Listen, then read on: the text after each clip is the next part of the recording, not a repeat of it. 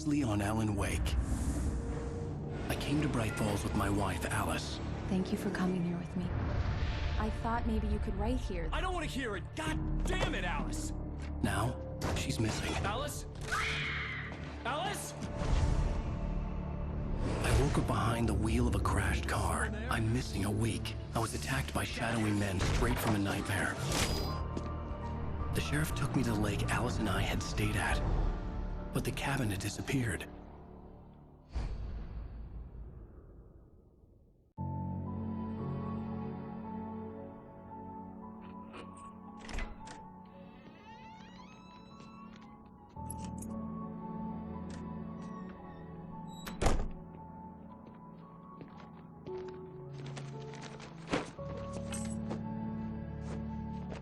Honey, I'm home. Back here, sweetie. How was it? Worst weather I've ever seen. You should put some coffee on. It'll warm you up.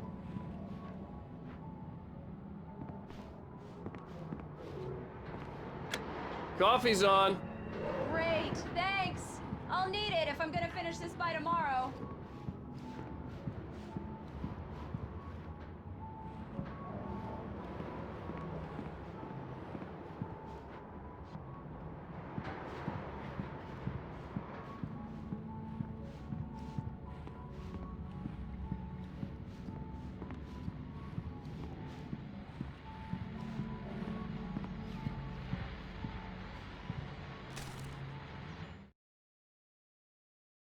It's true what they say about the fall and the sudden stop at the end. I'd lain here in the snow while the lurid chain of scenes that had led me here kept playing in my head. A rerun of my own private snuff movie, a memory of my corpse, alone at my own wake, thinking in metaphors again. The femme fatale was gone. Only a sour taste remained of the kiss that killed me. This was a late goodbye. 13 years after I'd gotten my revenge, it had finally caught up with me. It had been a long time to bear the pain. My blood painted the snow red. A gruesome slushy dissolved all the scattered painkillers and leisurely dripped down to the sewer, mingling with the bile of the city, becoming one with it. I can see them now. My wife and my baby. Honey, I'm home.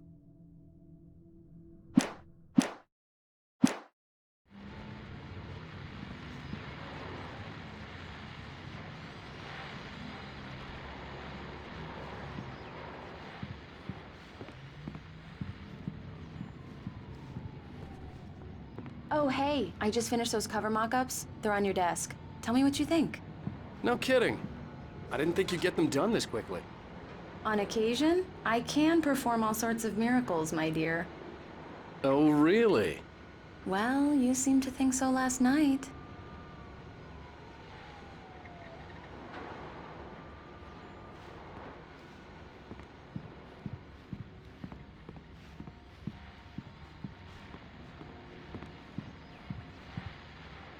These look really good. Oh, sure, until Barry gets his hands on them. Which, by the way, will happen over my dead body. The last time was the last time. Oh, and speaking of Barry, he called. Alan! Alan! Please check the fuse box! I'm right here. I'm on it, honey. Please, hurry! Honey, it's a power outage. I've got the flashlight. Okay. Hi. You okay? I'm sorry. It just really spooked me. Don't worry. We'll just break out the candles. I know it's stupid, but it's just... especially when I'm not prepared for it, you know? It gets to me. I love you. Tell me a story, writer. Okay. I used to have these nightmares when I was a kid. The dark really spooked me, too. When it got really bad, my mom gave me this old light switch. She called it the clicker. The clicker, huh? Yeah. If I ever got scared of the dark, I could just flip the switch and a magic light would scare the monsters away. Oh, sure. Here it is. Alan. Maybe it'll help you too. Yeah, nice story, writer boy. You made that up right now, didn't you? No. Seriously. I love you, even if you are a liar. Thanks for this.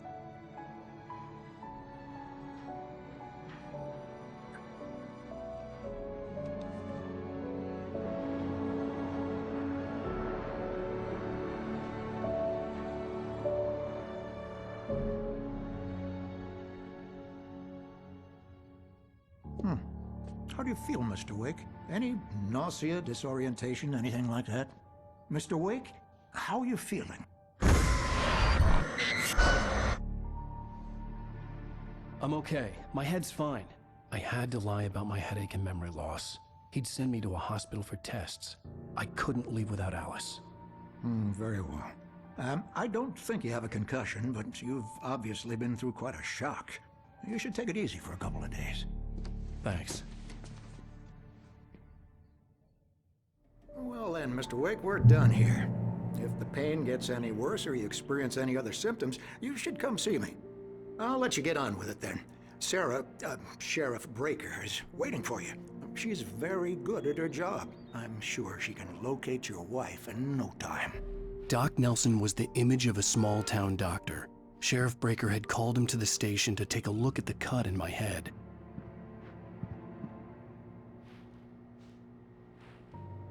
I'm sorry you had to cut your morning fishing short for this, Doc. Oh, she's a beauty, ain't she?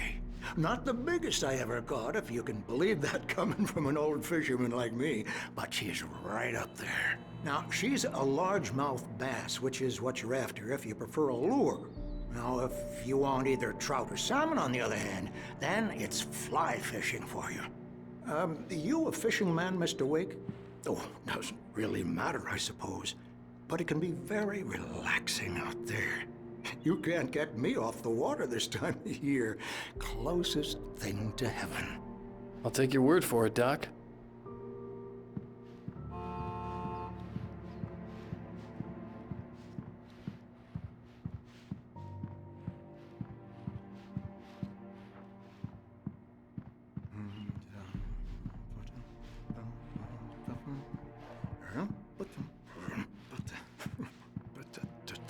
I believe you'll find the sheriff in her office. Just go down the corridor.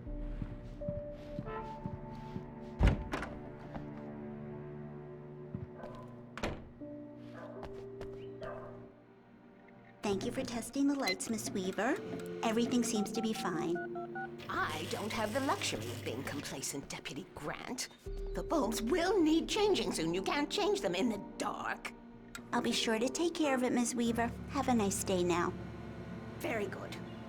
I'll come back later on to remind you, just in case. Mr. Wake, the sheriff is waiting for you in her office down the corridor. That was Cynthia Weaver. I guess you can call her the town eccentric. She used to be the editor of the local newspaper, but she's focused on, other things these days. She'd fit right in where I come from. As you can see, she's a little obsessed with maintaining the light bulbs of the whole town, refuses to step on shadows, things like that. Back in her day, she wrote about all sorts of weird things in the paper. Bright Falls has a colorful history. Of course, what small town hasn't?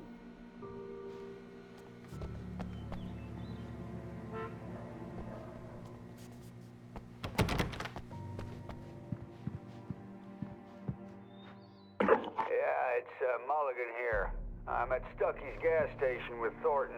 There's no sign of him. Over. Wait. Yeah, this is Thornton. Look, we've located the brake float. It's here. That's some good news, right? Stucky was supposed to be driving it at the rehearsal today. Over. Oh, give me that.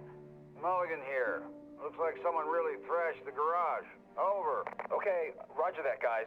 Keep looking for Stucky. Jane's out.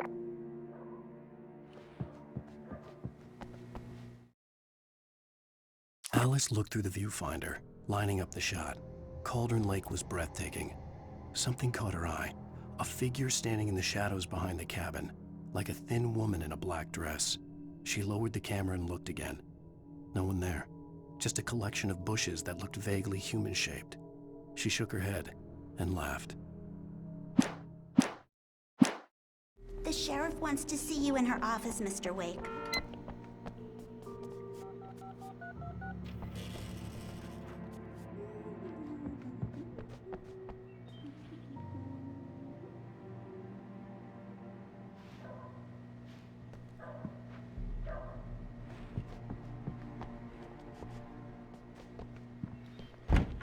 Come in, Mr. Wake. Your phone's on the desk. The battery was dead. It's charged now. Have you started looking for my wife yet? My men are already on it. Now, can you tell me what happened? I'm not sure. I can't remember. We were arguing. I walked out of the cabin. The cabin on Cauldron Lake? How did you end up at Stucky's gas station? I wanted to tell her what had happened last night, but I couldn't. She'd lock me up. Excuse me. I need to take this. Hello? Alan, please help me. Alice? Stop talking to the law. You'll do exactly what I say if you ever want to see your wife. Who is this? Go to the back lot. There's a hole in the fence on the left. Look inside the junker. I left a little something there to convince you we're all on the same page here. After you ditch the cops, you're gonna meet me in Elderwood National Park. There's a spot called Lover's Peak. Midnight. Don't do nothing stupid, pal. We're watching Mr. Wake, you. can I help you with anything? I need to get some air. The sheriff said I could go out back. Of course, Mr. Wake. You can get there through the cell corridor. Just don't mind Walter in there. He's one of our regulars. I thought he quit drinking for good. Oh, no such luck. He went on a bender and beat Danny pretty badly. He started shouting like that the moment he woke up. They won't listen to me. Hey, you! Can you help me? Can you turn the lights on?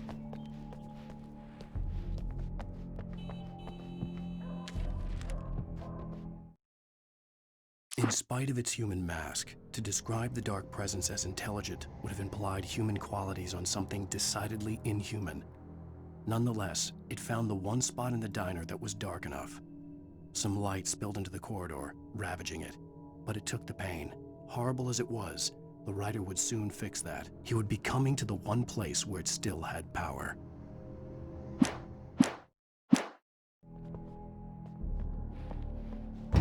The early morning light hurt my eyes and made my head ache. The man on the phone had said, "Go through the fence on the left."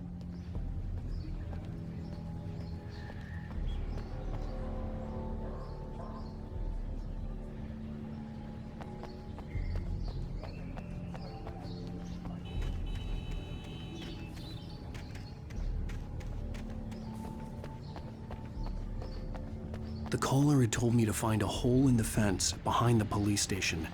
There was something for me in an abandoned car.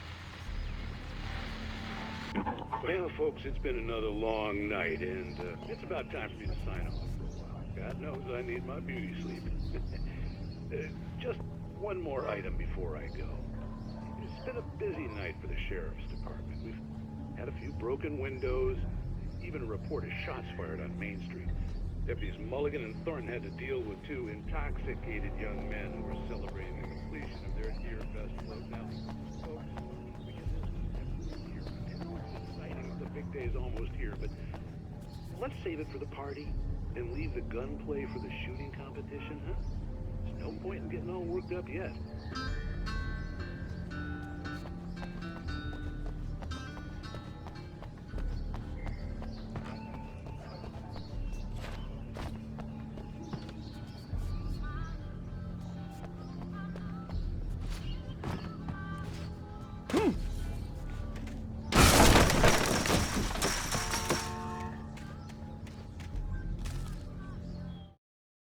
The kidnapper fired his gun one last time, and the shadow vanished into the darkness it had come from.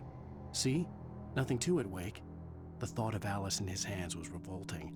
We stood on the wooden platform of Lover's Peak, the waterfall on the mountain behind us, the lights of the radio mast blinking red in the heights above. I fought with the urge to take a swing, force myself to speak. Let's cut the act now. Where's my wife? Alice's driver's license had been placed on the front seat. The caller meant business. Barry? Ow! Ow! Thank God! Where the hell have you been? I've been trying for a week, you and Alice. I've been worried sick. I flew out yesterday. I'm here in Bright Falls. Barry, listen to me. I'm at the sheriff's station.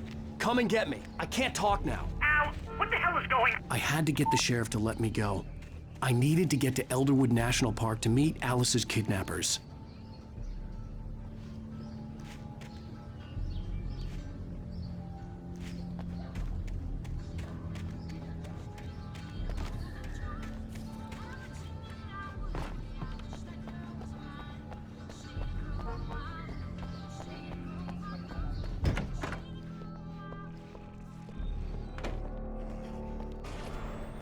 A writer is a light that reveals the world of his story from darkness, shapes it from nothingness.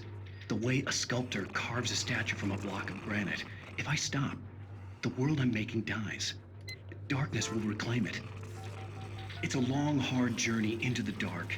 Alice's life is at stake, but I can't think about that, or I'll lose it. The dread lingers at the edge of perception. I'll push on. Anything is possible here. I'll write the story. I'll save her.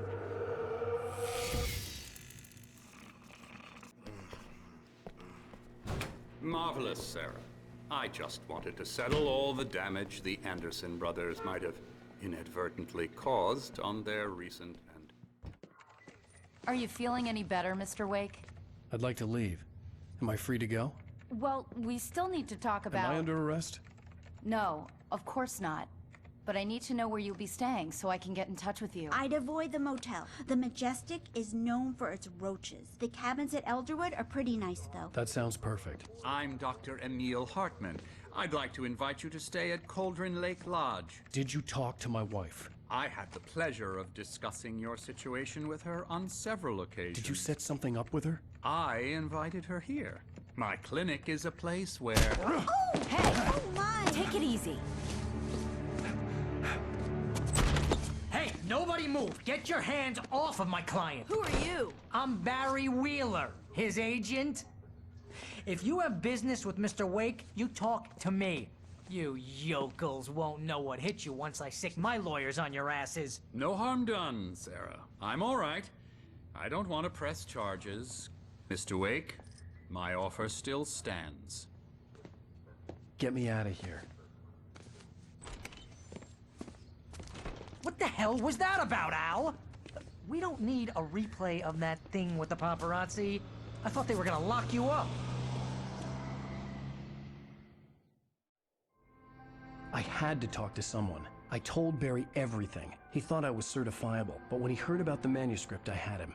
The fact that I'd written something, even if I couldn't remember it, was enough for him. He smelled money. And he believed that Alice had been kidnapped. Anything beyond that was another story.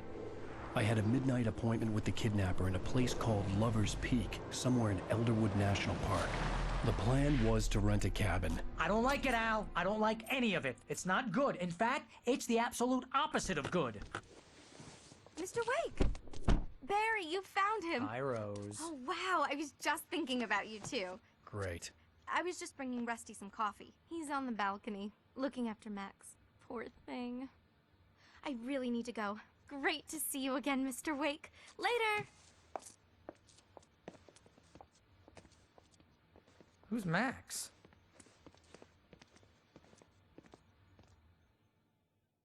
What an airhead. Jeez, Mr. Takes a swing at everybody. This is not her fault. She's a very nice girl and, more importantly, a fan.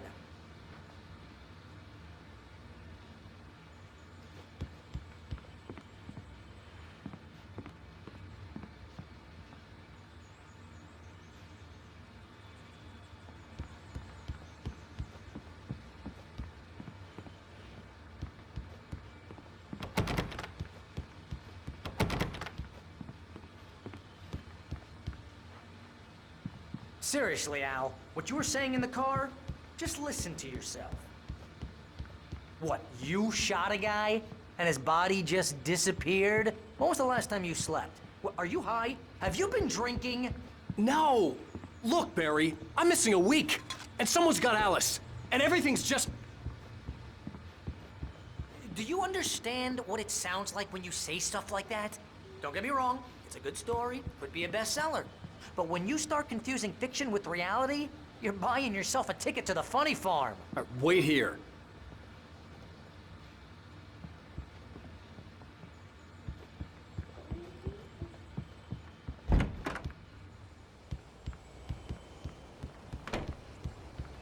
Easy there, boy. I'm almost done. Hey, Rusty, right? You run cabins. Oh, Mr. Wake. I'd shake your hand, but mine are kind of full here. Actually, I'm sorry about this. Would you mind grabbing the registration form from the desk? It's just across from Bucktooth Charlie. Okay, sure. What happened? Crazy poachers. Max here got his foot caught in a trap. They're illegal to use here. Hell, you're not supposed to hunt within the park at all. But that doesn't stop some lowlifes. Well, at least Max is gonna be okay. He got lucky. Max is still groggy from the shot I gave him, and I'd rather not leave him alone just yet. The form's on the desk across from the mammoth skeleton.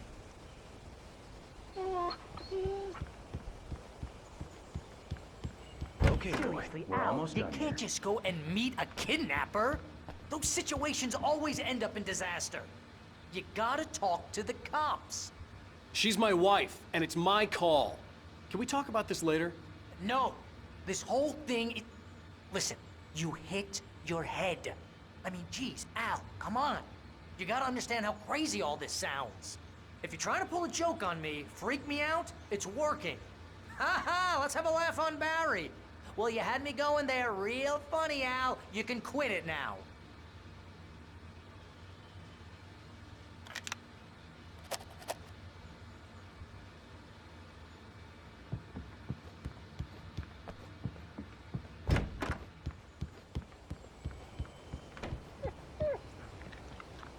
I think this is the form you wanted. And here are the keys. Okay, you're all set, Mr. Wake. Glad to have you staying here. Thanks. Can you tell me how to get to Lover's Peak? Oh, sure. It's at the end of the nature trail. Just follow the paths, you'll get to it eventually. It's an easy walk. Nice spot, too. If you have any trouble finding it, just keep your eyes on the radio mast. It's right below that. Oh, and hey, if you take a walk in the woods, watch your steps so you don't end up like Max. I guess I'm a little worried. We got a bunch of campers out there we haven't heard from. It's not like these people are on a schedule, but with the traps, well, you know. I just don't want any trouble. Right, thanks.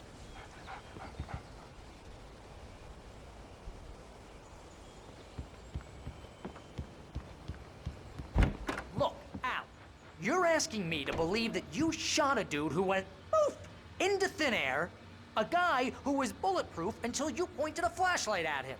You hear that from people who end up spending time in padded rooms, strapped to their beds, wearing white shirts with too long tangled up sleeves, and eating a healthy diet of pills.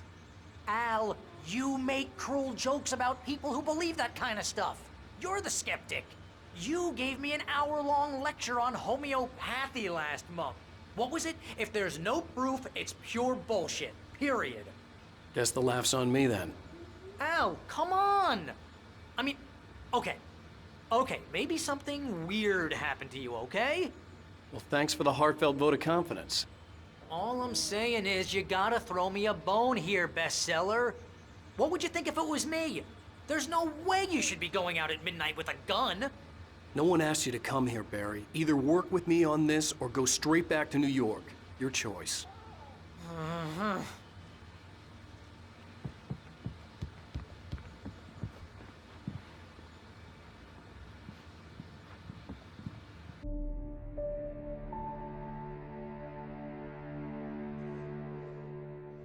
That's just crazy talk, Al. Al! Al? We should go to the sheriff or call the FBI. Damn it, Barry, they'll kill her! This is not a goddamn debate, Barry. I'm going to Lover's Peak. He said to come alone. Okay then. I understand. But you're my best friend and I'm worried that you're not right in the head. Tell me what to do to help and I'll do it. You stay here, and if I'm not back by morning, call the cavalry.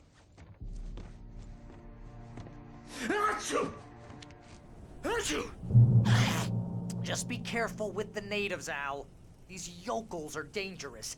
Everybody hates a tourist, or it'll be Deliverance all over again. Achoo! Bless you. Oh, this place is trying to kill me. I'll bet there's mold in here, spores, poison ivy, God knows what. This is so not worth a 15% commission.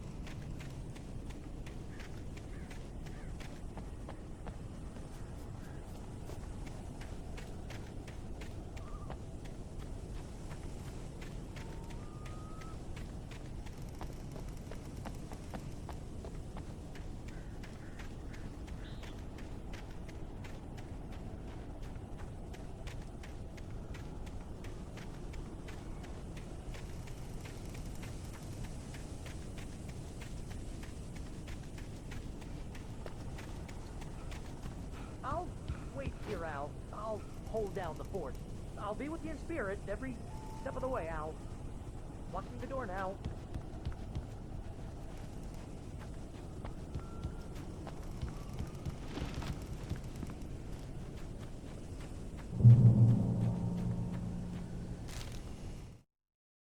Barry had never gotten along with Alice, but he knew Alan loved her with an almost frightening intensity. And now something had happened to Alice. And here was Al armed with a gun and saying things people got put in padded cells for. It was as if his friend had experienced a massive psychotic episode and was now totally disconnected from reality. It scared the shit out of Barry.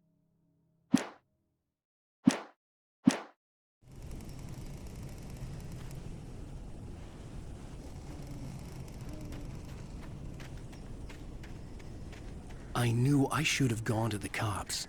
This wasn't the smartest thing I'd ever done, but I was still angry with Barry for trying to talk me out of it. These people had called me right in the sheriff's station. The cops wouldn't scare them, and they had Alice.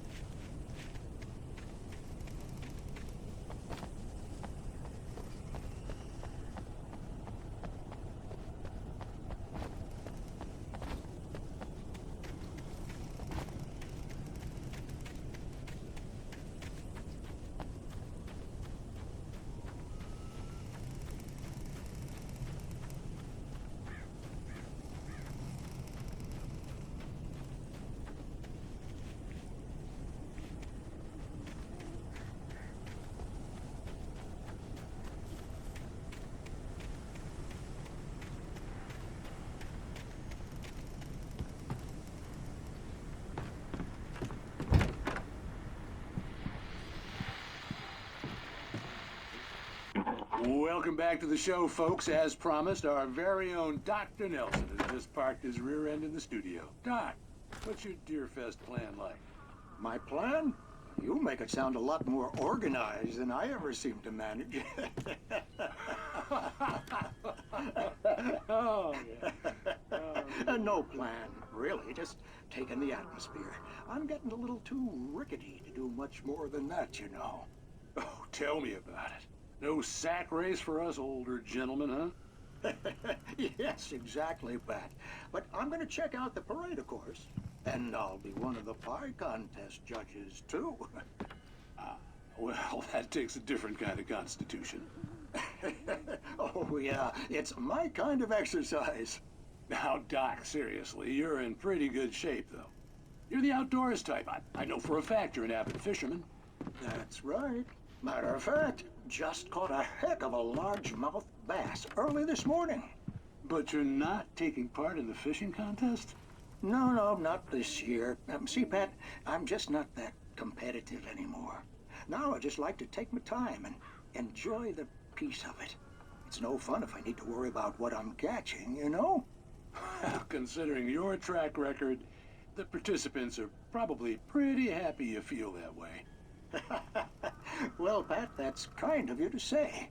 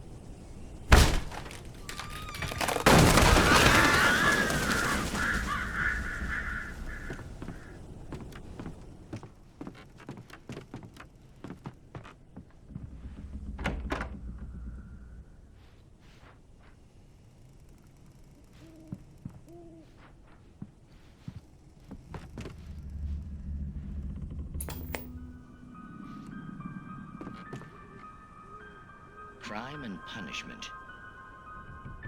The cancer and cure of civilization. But some crimes are impossible to punish, especially in Night Springs. Tonight's episode, The Man in the Mirror.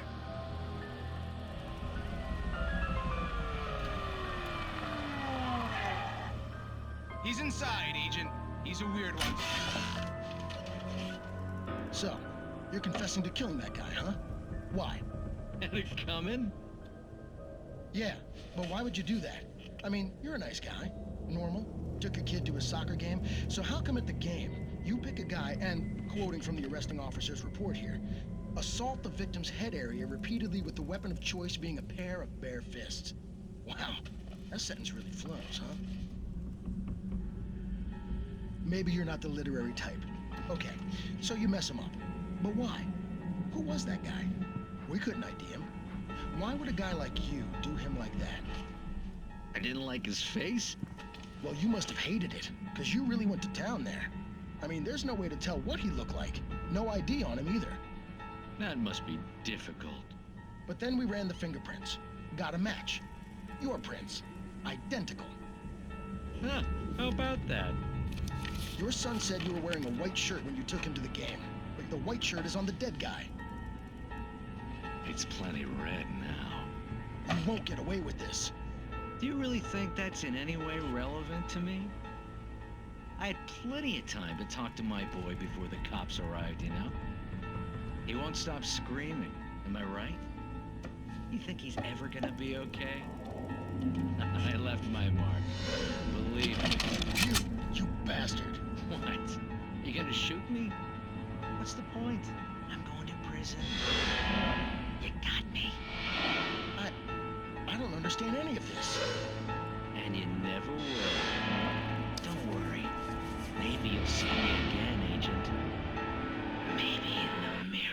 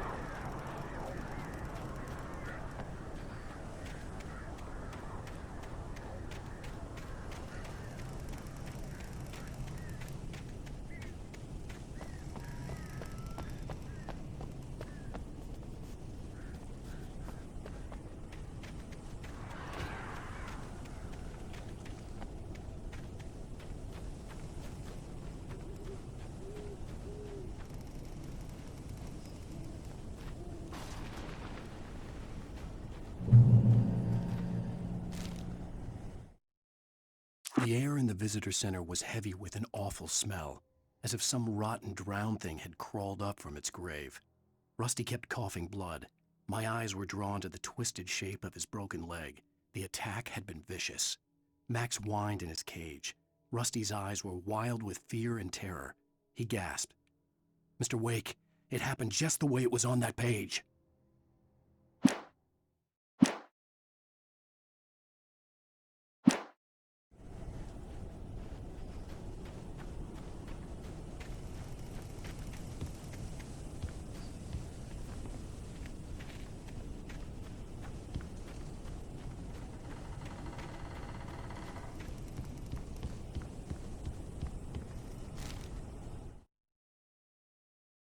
Rose knew that Rusty was in love with her, and she liked him too.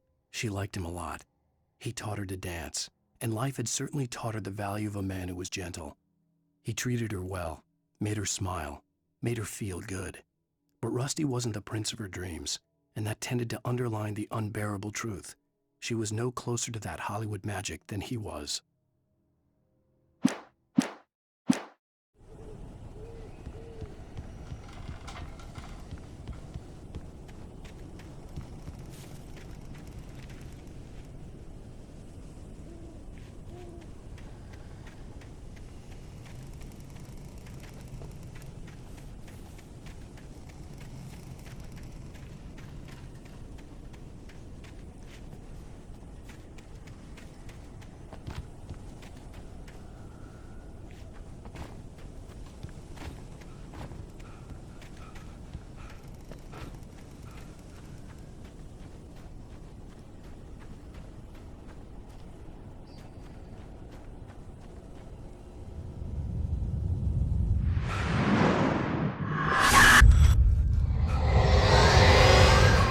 The vision left me weak.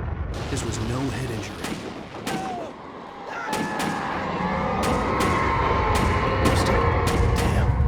Rusty, hang on! Oh, I'm coming! Please, help me!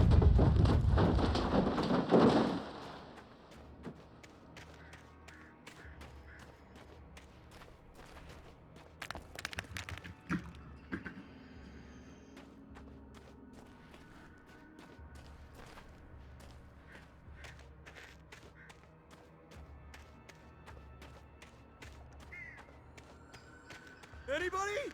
Help me! Help! Help me! Can you hear me? Anyone! Please help! Help me!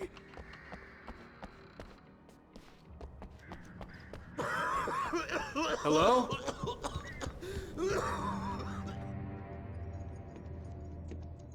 Mr. Wake?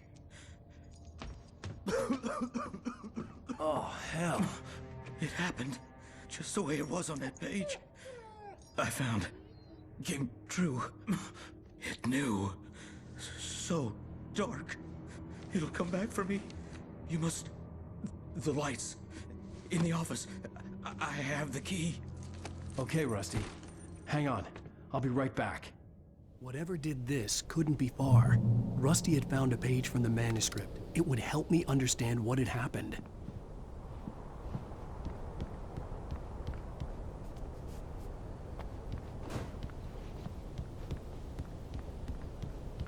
Shh. Good boy.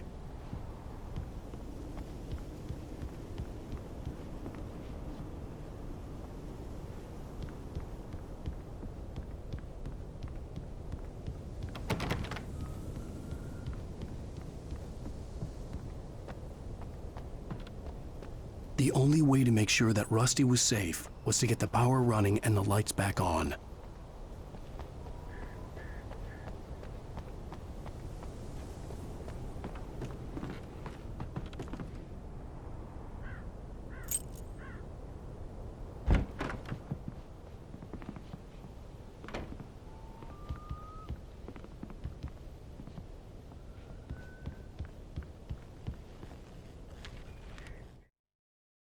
The visitor center was sturdy, but the impact turned the front of the building into splinters.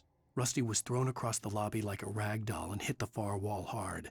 It didn't hurt until he tried to move and saw his leg bend the wrong way, felt the broken ribs stabbing him on the inside. Rusty howled in pain and fear, suddenly afraid to die alone. At the last instant, I changed direction and threw myself down. The axe splintered the trunk of a tree. I stumbled into the pool of bright light. My lungs burned. I was too exhausted to move. I tensed as I waited for the killing blow, but it never came. I raised my head. Nothing moved in the darkness beyond. For the moment, bathed in the cold light, I was safe.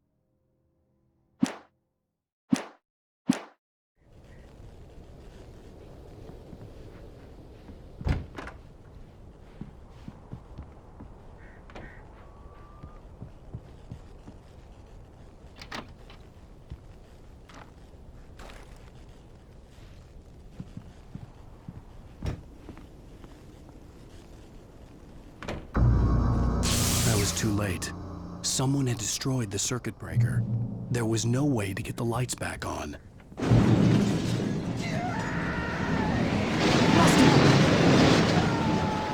Rusty!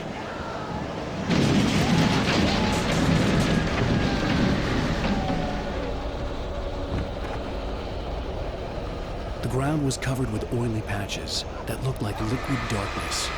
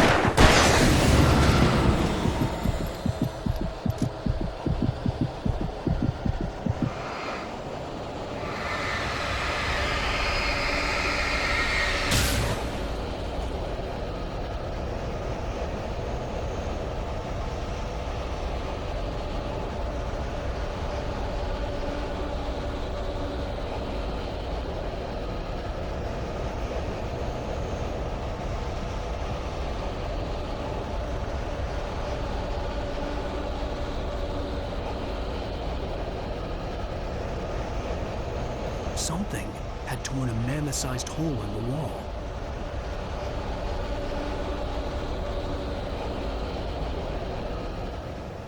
Please don't feed the animals.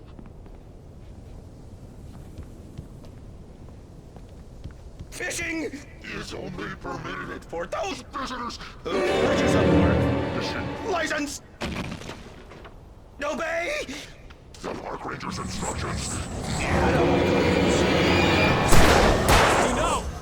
Never! No approach closer than 100 yards. Two bears and wolves never approach any other wildlife closer than 25 yards. Pets must be leashed. At all times. Never leave your house.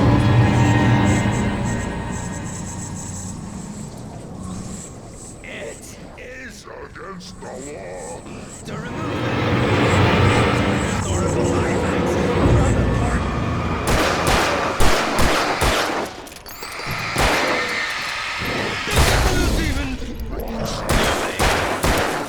Or even berries! Sir.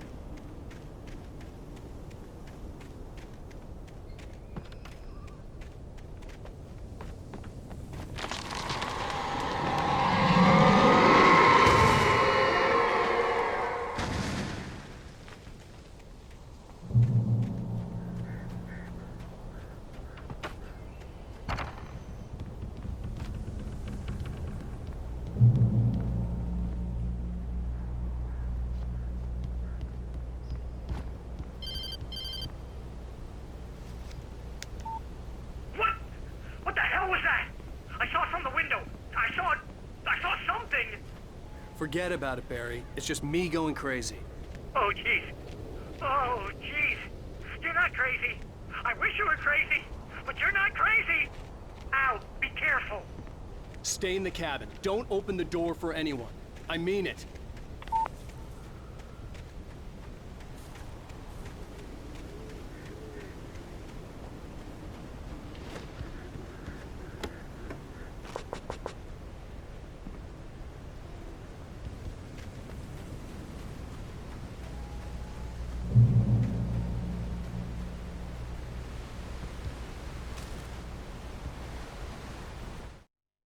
In that last instant of consciousness, Rusty thought about Rose. He was older than she was. Rose was barely out of her teens, but she made him feel young and forget what a train wreck his long-dead marriage had been. He still wore the ring. He'd been waiting for her to tell him to take it off. Now she never would.